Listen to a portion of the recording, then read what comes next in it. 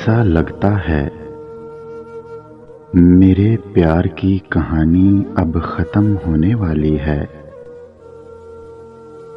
मेरी और उसकी मोहब्बत में अब जुदाई होने वाली है।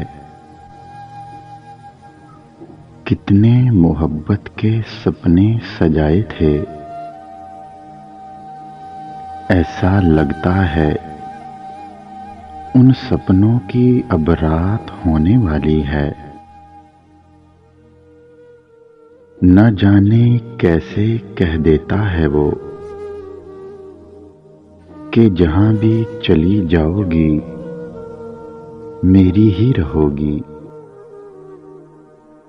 ऐसा लगता है मेरी जिंदगी अब उसके नाम पे खत्म होने वाली है। उससे दूरी का सोचना भी कितना दर्दनाक है। ऐसा लगता है उस दर्द की आह आज निकलने वाली है।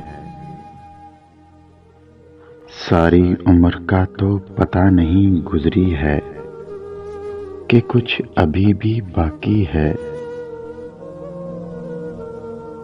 पर लगता है जैसे आज ही उम्र तमाम होने वाली है। बस उसके नाम ही जिंदगी खत्म होने वाली है। अगर वीडियो अच्छी लगे तो लाइक करें, शेयर करें और मेरे चैनल को सब्सक्राइब करें।